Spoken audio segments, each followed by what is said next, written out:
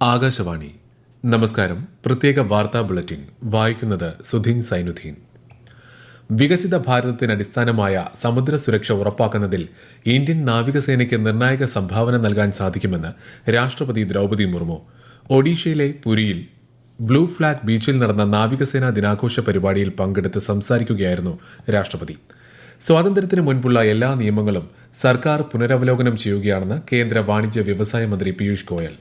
ബോയിലറുകളിൽ തൊഴിലെടുക്കുന്നവരുടെ സുരക്ഷ ഉറപ്പാക്കുന്ന boilers bill 2024 രാജ്യസഭയിൽ പാസാക്കി. ഇതുമായി ബന്ധപ്പെട്ട് നടന്ന ചർച്ചയിൽ സംസാരിക്കവെ തൊഴിലാളികളുടെ കാര്യക്ഷമതയും ഉത്തരവാദിത്തവും ഉന്നത നിലവാരത്തിലുള്ളതാക്കാൻ ബില്ലിൽ വ്യവസ്ഥയുണ്ടെന്ന് മന്ത്രി പറഞ്ഞു. റെയിൽവേ മേഖലയിൽ കൂടുതൽ കാര്യക്ഷമത ഉറപ്പാക്കുന്നതിനുള്ള റെയിൽ ഭേദഗതി ബില്ല് 2024 ലോക്സഭ ചർച്ചയ്ക്കെടുത്തു. റെയിൽവേയുടെ സ്വതന്ത്രമായ പ്രവർത്തനത്തെയും റെയിൽവേ ബോർഡിന് നിയമാനുസൃതമായി അധികാരങ്ങൾ നൽകുന്നതും ബിൽ ലക്ഷ്യമിടുന്നു. ഹെലി ടൂറിസം നയത്തിന് സംസ്ഥാന മന്ത്രിസഭായോഗം അംഗീകാരം നൽകി. സംസ്ഥാനത്തിന്റെ വിവിധ ഭാഗങ്ങളിലുള്ള വിനോദസഞ്ചാര കേന്ദ്രങ്ങളിലേക്ക് കുറഞ്ഞ സമയത്തിനുള്ളിൽ എത്തിച്ചേരുന്നതിനുള്ള ഹെലികോപ്റ്റർ സർവീസ് ശൃംഖല സൃഷ്ടിക്കുകയാണ് ലക്ഷ്യം. സംസ്ഥാനത്ത് കൂടുതൽ മികച്ച ചികിത്സയും തുടർ ചികിത്സയും ഉറപ്പാക്കാൻ സ്റ്റേറ്റ് ഹെൽത്ത് ഏജൻസിയുടെ നേതൃത്വത്തിൽ ദേശീയ ശില്പശാല സംഘടിപ്പിക്കുന്നു. നാളെ തിരുവനന്തപുരം മസ്കറ്റ് ഹോട്ടലിൽ ആരോഗ്യമന്ത്രി വീണ ജോർജ് ശില്പശാല ഉദ്ഘാടനം ചെയ്യും. ചിട്ടയായ പേവിഷ പ്രതിരോധ ബോധവൽക്കരണ പ്രവർത്തനങ്ങളിലൂടെ കേരളത്തെ പേവിഷമുക്തമാക്കുമെന്ന് മന്ത്രി ജെ ചിഞ്ചുറാണി. പേവിഷ ബോധവൽക്കരണ പ്രചാരണ വാഹനത്തിന്റെ ഫ്ളാഗ് ഓഫ് തിരുവനന്തപുരത്ത് നിർവഹിക്കുകയായിരുന്നു മന്ത്രി.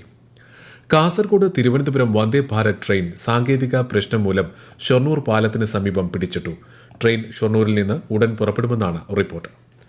അത്യാധുനിക രീതിയിൽ പുനർരൂപകൽപ്പന ചെയ്ത കേരള ടൂറിസം വെബ്സൈറ്റ് www.keralaTourism.org മന്ത്രി PA മുഹമ്മദ് റിയാസ് പുറത്തിറക്കി. 20ലധികം ഭാഷകളിൽ കേരളത്തിന്റെ അതുല്യമായ ടൂറിസം ആകർഷണങ്ങളും ഉൽപ്പന്നങ്ങളും ഉൾക്കൊള്ളുന്നതാണ് പുതിയ വെബ്സൈറ്റ്. ST പ്രൊമോട്ടർമാരുടെ സേവനം പരമാവധി പ്രയോജനപ്പെടുത്തി പട്ടികവർഗക്കാരുടെ ആവശ്യങ്ങൾ കണ്ടറിഞ്ഞ് തദ്ദേശ സ്ഥാപനങ്ങളുടെ വാർഷിക പദ്ധതിയിൽ അനുയോജ്യമായ പദ്ധതികൾ തയ്യാറാക്കി ഫണ്ട് വകയിരുത്തണമെന്ന് മനുഷ്യാവകാശ കമ്മീഷൻ. ഇത് സംബന്ധിച്ച് ട്രൈബൽ ഡെവലപ്മെന്റ് ഓഫീസർക്ക് കമ്മീഷൻ നിർദ്ദേശം നൽകി. തിരുവനന്തപുരം വലിയതുറ തീരദേശ സ്പെഷ്യാലിറ്റി ആശുപത്രിയിൽ കിടത്തി ചികിത്സയും 24 മണിക്കൂർ സേവനവും പുനരാരംഭിക്കുന്നതിനാവശ്യമായ അടിസ്ഥാന സൌകര്യങ്ങൾ സംബന്ധിച്ച് 6 ആഴ്ചയ്ക്കകം റിപ്പോർട്ട് സമർപ്പിക്കണമെന്ന് ജില്ലാ മെഡിക്കൽ ഓഫീസർക്ക് നിർദ്ദേശം നൽകി മനുഷ്യാവകാശ കമ്മീഷൻ. ആവശ്യമുള്ള ജീവനക്കാരുടെ എണ്ണം, കിടക്കകളുടെ എണ്ണം തുടങ്ങിയവ റിപ്പോർട്ടിൽ ഉൾക്കൊള്ളിച്ചിരിക്കണമെന്നും കമ്മീഷൻ നിർദ്ദേശിച്ചു. 29ാമത് കേരള രാജ്യാന്തര ചലച്ചിത്രമേളയുടെ ഭാഗമായി 50 ലോക ചലച്ചിത്ര ആചാര്യർക്ക് ആദരമർപ്പിക്കുന്ന ഡിജിറ്റൽ ആർട്ട് എക്സിബിഷൻ സംഘടിപ്പിക്കും. Cinema alchemy A digital art tribute എന്ന എക്സിബിഷൻ സംവിധായകൻ TK രാജീവ് കുമാറാണ് ക്യൂറേറ്റ് ചെയ്തിരിക്കുന്നത്. ഈ മാസം 14-ന് മേളയുടെ മുഖ്യവേദിയായ ടാഗോർ തിയേറ്റർ പരിസരത്ത് പ്രദർശനം ആരംഭിക്കും. കോഴിക്കോട് എലത്തൂരിൽ HP പ്ലാന്റിന് സമീപം ഡ്രെയിനേജിൽ ഇന്ധനമൊഴുകിയ സംഭവത്തിൽ അഗ്നിശമന സേനയും പോലീസും സ്ഥലത്ത് പരിശോധന നടത്തുന്നു. ഇന്ന് വൈകിട്ടാണ് സംഭവം. ചേലക്കര MLA ആയി UR പ്രദീപും പാലക്കാട് MLA ആയി രാഹുൽ മാങ്കൂട്ടത്തിലും സത്യപ്രതിജ്ഞ ചെയ്തു.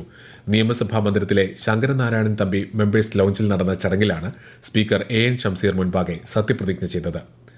കേരള സംസ്ഥാന ഭാഗ്യക്കുറി വകുപ്പിന്റെ പൂജാ ബമ്പറിന്റെ ഒന്നാം സമ്മാനം JC 32 55 26 എന്ന ടിക്കറ്റിന്. കൊല്ലത്ത് വിറ്റ ടിക്കറ്റിനാണ് 12 കോടി രൂപയുടെ ഒന്നാം സമ്മാനം.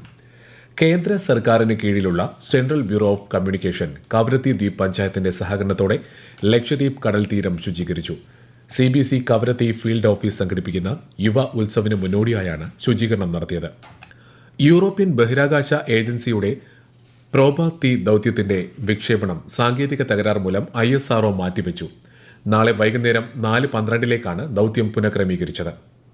മസ്കറ്റിൽ നടക്കുന്ന ആൺകുട്ടികളുടെ ജൂനിയർ ഏഷ്യ കപ്പ് ഫൈനലിൽ ഇന്ത്യ പാകിസ്ഥാനെ നേരിടുന്നു. മത്സരത്തിൽ പാകിസ്ഥാൻ 1 ഗോൾ ലീഡ് നേടിയിട്ടുണ്ട്. ആലപ്പുഴയിൽ 5 മെഡിക്കൽ വിദ്യാർത്ഥികളുടെ മരണത്തിനിടയാക്കിയ വാഹനാപകടത്തിൽ KSRTC ഡ്രൈവറെ പോലീസ് പ്രതിസ്ഥാനത്ത് നിന്ന് മാറ്റി.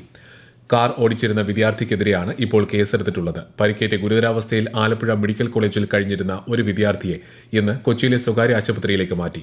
2 വിദ്യാർത്ഥികളെ ആരോഗ്യനില മെച്ചപ്പെട്ടതിനെ തുടർന്ന് വെന്റിലേറ്ററിൽ നിന്നും മാറ്റി. വാഹനാപകടത്തിൽ ജീവൻ പൊലിഞ്ഞ ആയുഷ് ഷാജിയുടെയും B ദേവാനന്ദന്റെയും സംസ്കാര ചടങ്ങുകൾ ഇന്ന് നടന്നു. ആന എഴുന്നള്ളിപ്പിൽ കൊച്ചിൻ ദേവസ്വം ബോർഡിനെതിരെ രൂക്ഷ വിമർശനവുമായി ഹൈക്കോടതി. മാർഗനിർദ്ദേശങ്ങൾ ലംഘിച്ചാൽ ആന എഴുന്നള്ളിപ്പിനുള്ള അനുമതി പിൻവലിക്കുമെന്ന് കോടതി മുന്നറിയിപ്പ് നൽകി. പ്രത്യേക വാർത്താ ബുള്ളറ്റിൻ കഴിഞ്ഞു. അടുത്ത വാർത്താ പ്രക്ഷേപണം നാളെ രാവിലെ 6:45.